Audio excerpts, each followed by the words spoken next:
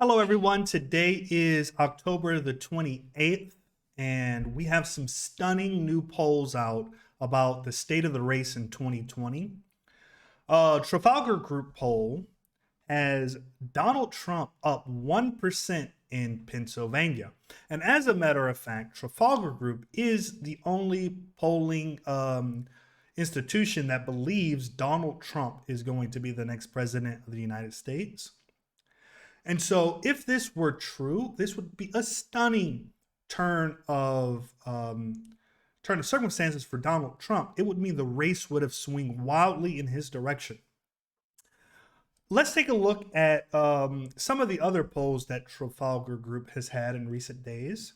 In Florida, Trafalgar has Donald Trump up 2 points, and in Wisconsin, Trafalgar Group has Donald Trump only 1 point behind and within the margin of error. And actually, this would somewhat make sense if Pennsylvania were going for Trump by a point, that Wisconsin would be much closer than all the other polls have to say. Now, Trafalgar Group is an outlier in these states and in the entire race as a whole.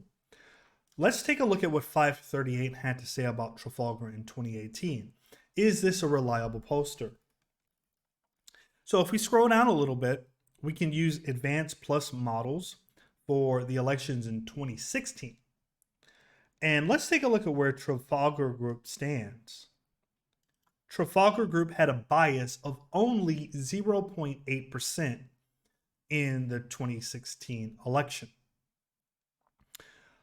So in the Advanced Plus Minus, we have 0.1% for Trafalgar. Their average error was 4%, 4.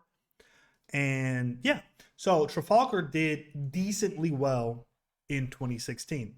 I think part of the reason Trafalgar did decently well in 2016 was because the polls had a pro-Clinton bias to them.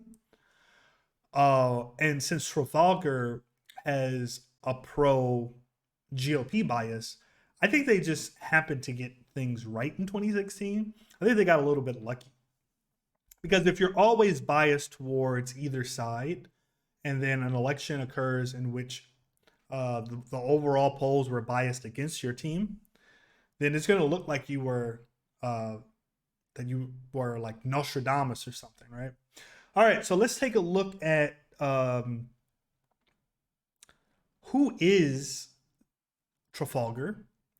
Right, they're a GOP political action figure / Trafalgar Group. So Trafalgar is funded by the GOP, by right wingers.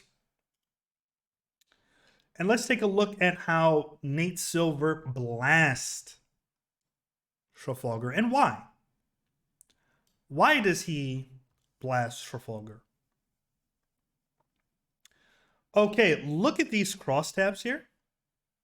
I don't want to get too much into the weeds, but we can look at the Democratic Party vote for Joe Biden and for Donald Trump. So, according to Trafalgar Group, they believe 30%, 28.8, 30% of Democrats are going to vote for Donald Trump. What?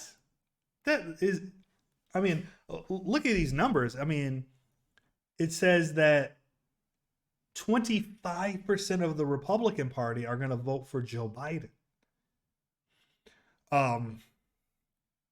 It is,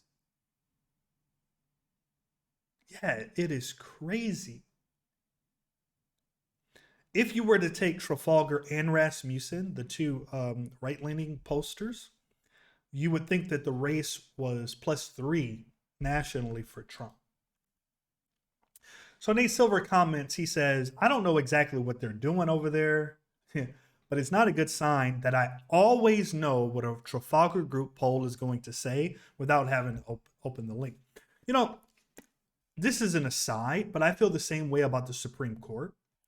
There is no reason why the American people should know what a Supreme Court justice is going to decide based upon the politics of the case. When when you're able to predict what they're going to do, that's how you know that they're biased, right? So Nate Silver says, like, I'm not a like let's delve into the crosstabs guy, and who knows if that's true or not, because I bet Nate Silver is that type of a guy. But some of this shit here is crazy. I'm talking about, monkeys throwing feces at the cage, reading gums and ammo. Crazy. All right. Trump is not going to win 30% of the Democratic vote in Michigan. And Biden, listen, Biden is 100% not going to win 25% of the Republican vote in any of the states, okay? That's not going to happen. That's not a thing, right? Trump is not going to win independents by 32 points. And he didn't win independents by 32 points in the last election against Clinton. And I think Biden is going to actually have an edge in the independents in this election, but we'll see. But whether or not Biden has an edge or Trump has an edge, neither candidate is going to win independents by 32%. Not going to happen. That's not a thing that happens in elections. So yeah, the crosstabs are crazy. So a lot of these surveys are partisan polls. So what happens is they get hired by the Democratic Party or the Republican Party, and they have a financial interest in making sure that the numbers reflect well upon either party, right? Now, particularly in 2020, where you have a narcissist like Donald Trump, who wants to hear good news. Like, it doesn't really matter what the truth is. It pays for the firms, not only for him. I mean, that's a little bit of a shot for Trump, against Trump. But it pays for the firms to have a bias one way or another because they're being hired by partisan groups. So in the highlighted part, it says they're not transparent and often produce self-serving results. But unlike partisan firms, a lot of them just aren't good. Now, that is another category, right? So obviously, a firm like Trafalgar probably just isn't good. I mean, it might be that. So it's a combination of they're not very good, and one of the reasons they're not very good is their methodology is weak, but also they have. Listen, if they come up with results that show Biden with a big lead, they'll just skew the numbers. They'll skew their weights, the weights that they have for different categories.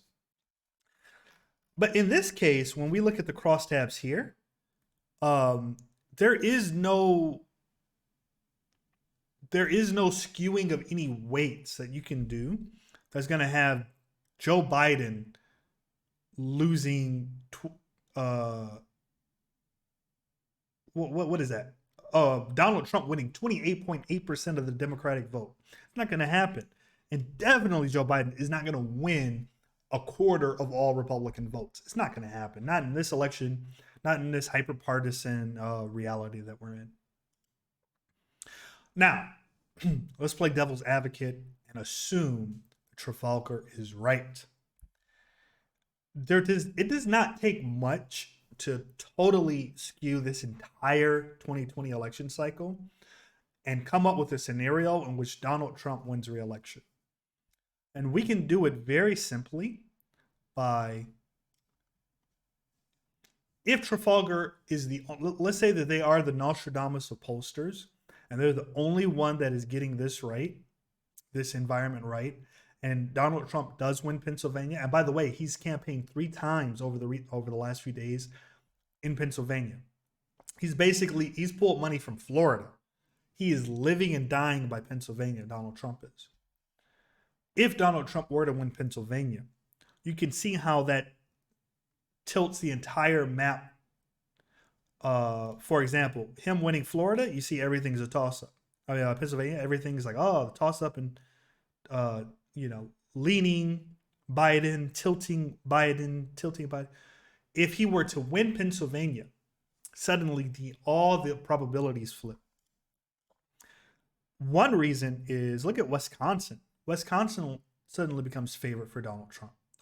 Slightly favorite for Donald Trump. Florida becomes likely for Trump. Arizona becomes likely, slightly probable for Trump. Right. So Ohio, sure thing. Iowa, sure thing. So man, it would be huge for Donald Trump if Trafalgar is right. Because if Trafalgar is right, this election is going to be a nail biter. Donald Trump could win. Donald Trump would suddenly have a 70% chance of winning re-election if Trafalgar is right. On the other hand, we can explore the race from a non-Trafalgar oriented viewpoint. And every other pollster, if we look at all the other polls, so the average has Biden up by 5 in Pennsylvania, and some of the other recent pollsters has Biden by 7. We have Biden by 7 again, with Jorgensen picking up 3% of the vote. A plus pollster Muhlenberg has Biden by 7. So a lot of the more recent polls, they all kind of agree that Biden is generally plus 7 in Pennsylvania. On October 21st, we had a slew of polls. We had Biden by 5, Biden by 6, Biden by 9, Morning Consult. And the civics was kind of all over the place, but they do things a little. Sorry, but this is going back in time. So this is just comparing where civics has the race now, back in the past. But they're a BC pollster, and what I like to typically do is just kind of remove all of that and only focus on Bs.